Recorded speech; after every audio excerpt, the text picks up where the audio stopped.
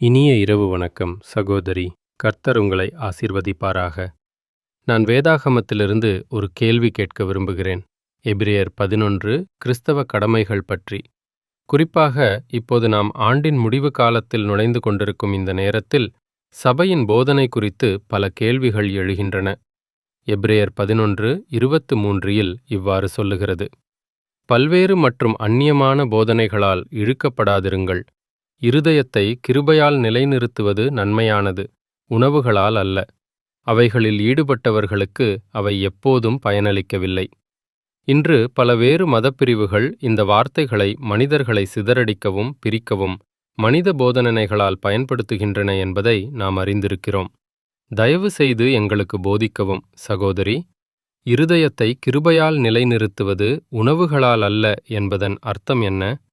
மேலும் நாம் வாழும் இந்த உலகில் இந்த நாட்களில் இதை எவ்வாறு நடைமுறையில் செயல்படுத்தி கர்த்தருக்காக இருதயத்தை வைத்திருக்கலாம்? கர்த்தர் உங்களை ஆசீர்வதிப்பாராக. உங்கள் பதிலுக்கு நன்றி. சரி, சில நேரங்களில் அது வருட முடிவு காலம் மட்டுமல்ல, கிட்டத்தட்ட முழு ஆண்டும் மக்கள் உருவாக்கி கொள்கிறார்கள். உலகம், மக்கள் கவனச்சிதறல்களை உருவாக்குகிறார்கள். மக்களை பொழுதுபோக்கச் செய்ய பல கவனச்சிதறல்களை உருவாக்குகிறார்கள். மக்கள் சலிப்படையாமல் இருக்கச் செய்ய அவர்கள் சொல்கிறார்கள், ஆஹா, நான் வாழ்க்கையால் சோர்ந்து போய்விட்டேன். தினமும் அதே விஷயம், தினமும் அதே நடைமுறை தினமும். எவ்வளவு சோர்வு, எவ்வளவு சலிப்பு! இது இப்படியாக இருக்கக்கூடாது. அப்படியென்றால் உலகமும் மக்களும் தாங்களே அந்த கவனச்சிதறல்களை உருவாக்கி கொண்டிருக்கிறார்கள். வணிகமும் அப்படியே.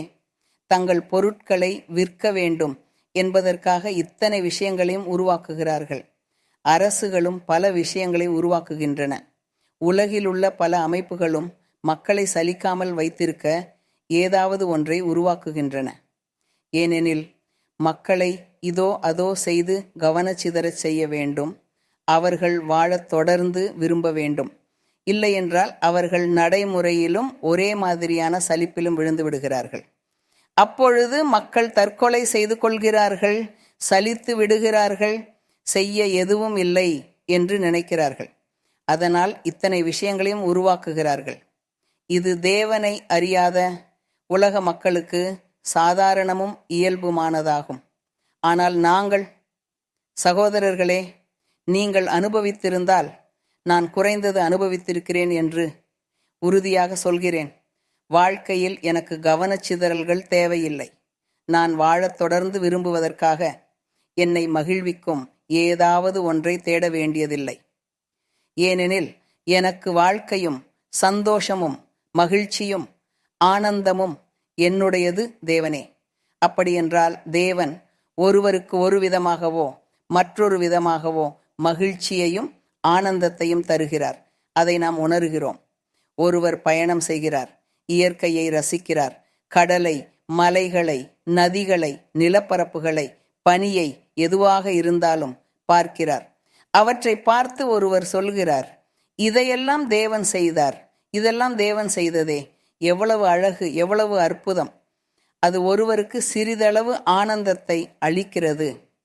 ஆனால் அவர் சொல்றாரா, இதை தேவன் செய்தார், இத்தனைவற்றையும் தேவன் படைத்தார், ஆகவே அது எவ்வளவு அழகும் அற்புதமுமாக இருக்கிறது. நாம் இவ்வளவு குறைவானவர்களாக இருக்கிறோம். ஆனால் உலகம் பல விஷயங்களை தானாகவே உருவாக்கி வைத்துள்ளது. உதாரணமாக உணவுகளை பற்றி எடுத்துக்கொள்ளலாம். உணவுகளுக்காக அவர்கள் ஒன்றை உருவாக்குகிறார்கள். அதை போலவே பண்டிகைகளையும் உருவாக்குகிறார்கள். ஆகவே அந்த பெயருள்ள ஒருவரின் பண்டிகையை நாம் கொண்டாடப் போகிறோம். அவர் ஒரு வீரர், முன்னோடி, போராடியவர், காப்பாற்றியவர், தேசத்தை விடுவிக்க உதவியவர், போராட உதவியவர் என்று சொல்கிறார்கள். அப்படியானால் அந்த பெயருள்ள அந்த நபரின் பண்டிகையை நாம் கொண்டாடுவோம். அந்த நாளில் ஒரு விழாவை நடத்துவோம். அந்த நபரை நினைவு கூர்ந்து, ஆனால் அவர் அதை அறிந்து கொள்ளவே மாட்டார். ஏனெனில் அவர் ஏற்கனவே இறந்து விட்டார். ஆனால் உயிரோடு இருப்பவர்கள் அந்த நாளில் வேலை செய்யாமல் இருப்பதை அனுபவிக்கிறார்கள். ஆகவே அந்த நாளில் அவர்கள் வேலை செய்ய மாட்டார்கள். அவர்கள் சஞ்சாரத்திற்கோ ஏதோ வேறு இடத்திற்கோ சென்று மகிழ்ச்சியாகவும் மனதை மாற்றிக்கொள்ளவும் செல்கிறார்கள். ஏனெனில் அந்த நாள் அவர்களுக்கு விடுமுறை. அந்த பெயருள்ள நபரின் பண்டிகைக்காக. ஆகவே அந்த பெயருள்ள நபரின் பண்டிகை எனக்கு பிடிக்கும், ஏனெனில் அந்த நாளில் நான் வேலை செய்யவில்லை. சரி, மக்கள் அப்படியே சொல்வார்கள். உலகம் அப்படியே சொல்கிறது, அப்படியே இருக்கிறது. அவர்கள் சொல்வது சரியாக இருக்கலாம். அவர்கள் தினசரி ஒரே மாதிரியான வேலை வாழ்க்கையிலிருந்து ஓய்வு எடுக்கிறார்கள் அல்லவா? உணவுகளை பற்றி சொல்லவே வேண்டாம். மக்கள் ஒரு கொண்டாட்டத்தை செய்யும்போது அந்த கொண்டாட்டத்திற்காக ஒரு குறிப்பிட்ட உணவை தயாரிக்க வேண்டும் என்று சொல்கிறார்கள். அது மெதுவாக மரபாக மாறுகிறது, அந்த பகுதியின் கலாச்சாரமாக மாறுகிறது, பழக்கமாகவும் மரபாகவும் ஆகிறது. அப்பொழுது சிலர் அதற்கு அடிமைகளாக மாறிவிடுகிறார்கள். ஆனால் நான் கடவுளுடன் இல்லாதவர்களை பற்றி பேசுகிறேன், கடவுளை தேடாதவர்களை பற்றி, உலகில் கடவுள் இல்லாமல் தனியாக இருப்பவர்களை பற்றி பேசுகிறேன். அவர்கள் இந்த வகையான கவனச்சிதறல்களை தேடுகிறார்கள், விடுமுறைகளை தேடுகிறார்கள், மகிழ்ச்சியாக இருப்பதற்கான வழிகளை தேடுகிறார்கள், அல்லது வேறுபட்ட உணவை சாப்பிடுவதற்கோ அதிகமாக சாப்பிடுவதற்கோ முயலுகிறார்கள். அது அவர்களுக்கு இன்பத்தை அளிக்கிறது. இந்த விஷயங்களை நாம் மதிக்க வேண்டும். அது பாவம் என்று சொல்லப் போவதில்லை. மக்கள் தங்கள் அன்றாட வாழ்க்கையில் வழக்கமாக செய்வதிலிருந்து வேறுபட்ட ஒன்றை செய்து மனதை மாற்றிக்கொள்ள விரும்புகிறார்கள் என்பதே. ஆனால் நாம் ஏற்கனவே ஆண்டவரை உடையவர்கள். நாம் எந்த நாளிலும் எந்த உணவையும் சாப்பிடலாம். உங்களுக்கு ஒரு குறிப்பிட்ட உணவு பிடித்திருந்தால் அதை எப்போது முடியுமோ அப்பொழுது சாப்பிடலாம். ஆனால் சில உணவுகள் அந்த பெயருள்ள நபரின் பண்டிகை நாளில் மட்டுமே கிடைக்கும். அந்த வாரத்தில் அந்த ஒரு நாளில் மட்டுமே அந்த உணவு கிடைக்கும். எனக்கு அது பிடித்திருந்தால் நான் என்ன செய்தேன்? நான் போய் வாங்கி சாப்பிட்டேன், ஏனெனில் அது எனக்கு பிடிக்கும். உதாரணமாக, இங்கே வான்கோழி சாப்பிடுவது போல, இங்கே வான்கோழி சாப்பிடுவது என்பது ஆண்டு முழுவதும் கடைகளில் அதை அடிக்கடி காண முடியாது. அது மிகவும் குறைவாக கிடைக்கும், அது அரிதாக கிடைக்கும். நான் ஆண்டு முழுவதும் வான்கோழி வாங்கினாலும் அது அரிதாகவே கிடைக்கும். அதை கண்டுபிடிக்க கடைகளில் தேட வேண்டும். ஆனால் அந்த பெயருள்ள நபரின் பண்டிகை நாளில் என்ன நடக்கிறது? அன்றோ வான்கோழி கிடைக்கும். சில சமயம் அதை இலவசமாகவும் தருகிறார்கள்.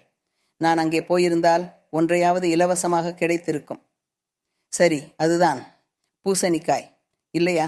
எனக்கு பூசணிக்காய் மிகவும் பிடிக்கும். நான் ஆண்டு முழுவதும் பூசணிக்காய் சாப்பிடுகிறேன்.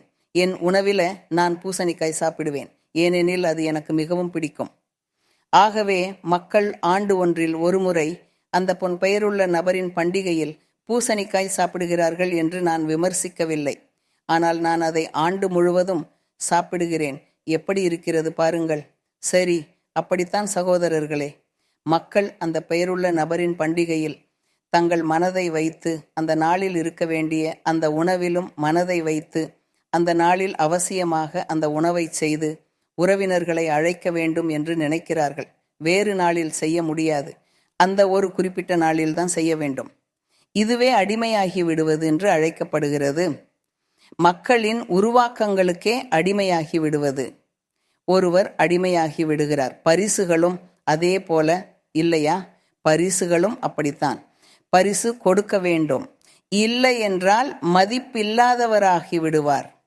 நீங்கள் உங்கள் உறவினருக்கு பரிசு கொடுக்கவில்லை என்றால் அவர்கள் பரிசு பரிமாற்றம் செய்கிறார்கள். நீங்கள் அதில் கலந்து கொள்ளவில்லை என்றால் நீங்கள் அடிமையாகி விடுகிறீர்கள். பணம் இல்லாததால் கடன் எடுத்து பரிசு வாங்குகிறீர்கள்.